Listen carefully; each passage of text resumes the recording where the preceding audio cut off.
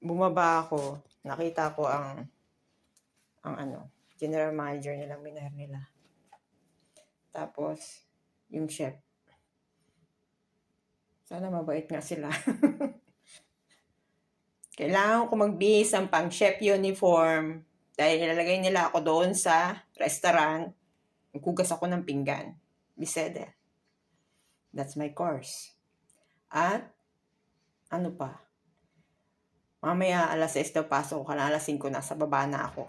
Tuturuan ako ni Danuska Silanka kung paano mag-operate ng machine kasi off daw si Danuska bukas.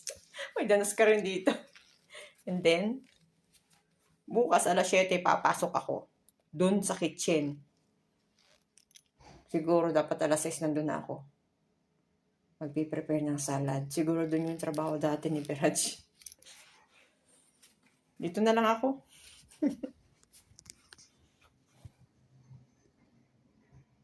Tingnan ko nga nang don't disturb yung pinto. Baka mabuksan. Hello everybody. Welcome to my channel. Nakita ko ang minahir nila. Sinalubong ako nung minahir ng kitchen.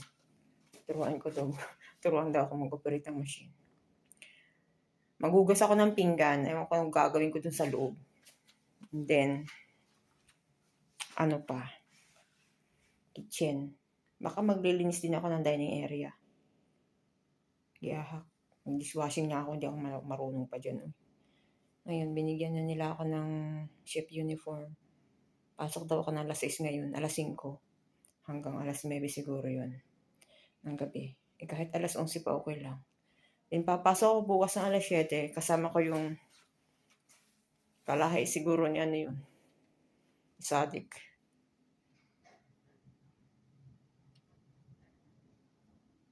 O, diba? Dati naman akong sa restaurant nagtrabaho. Subukan lang siguro. Kung kaya ko. Ayun, pakita ko sa inyo yung aking uniform. Ayan. Pansamantalang pinababa ako ngayon.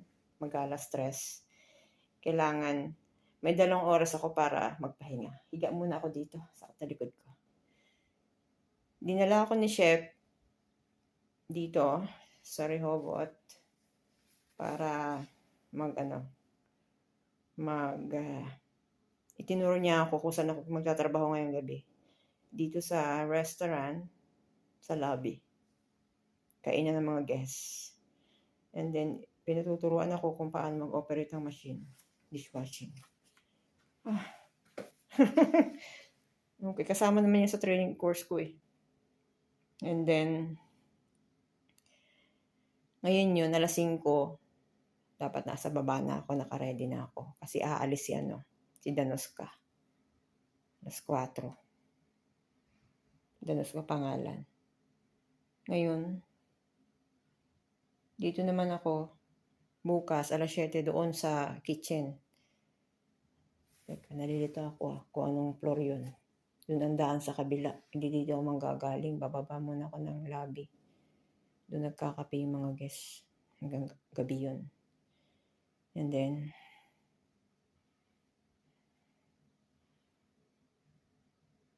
binigyan ako ng uniform.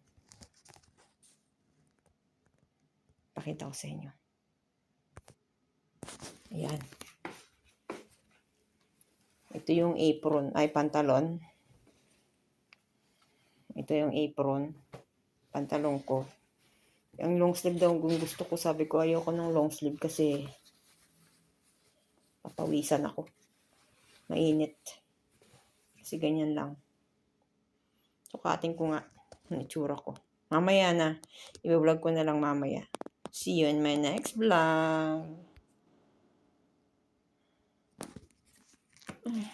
Mahiga nga muna ako.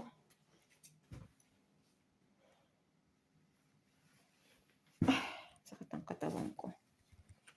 At, wait. Yan. May tinapay pa na binigay sa akin. Pakita ko sa inyo. Yan, tinapay yogurt. May kutsara dun sa coffee, hindi stirrer.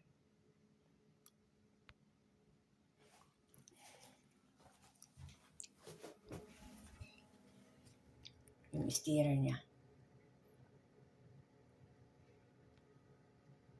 Yung stirrer niya, ayan. Wala. Kutsara.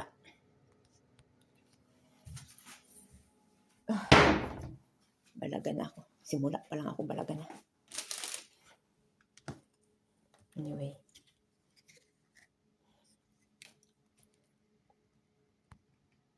Sabi ni chef, ready ko daw ang sapatos. May sapatos akong dala kasi sabi ko may planter ako. Hindi pwede yung ganyang sapatos sa akin. Ayan. Ready ko na yung sapatos ko.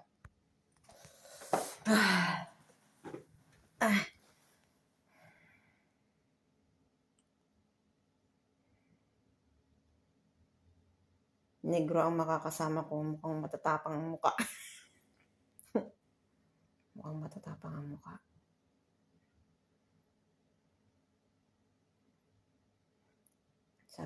Sabi nung taga-kusina, dito ka na. Dito ka na lang. Ay. Don't disturb kaya ako dyan.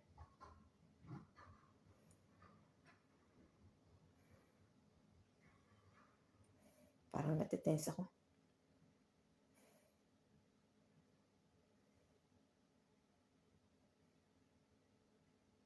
Dapat may hairnet sila. Kasi yung buhok ko.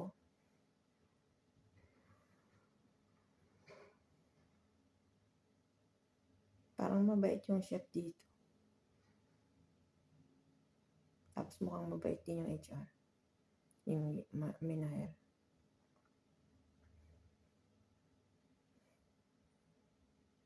Bye-bye.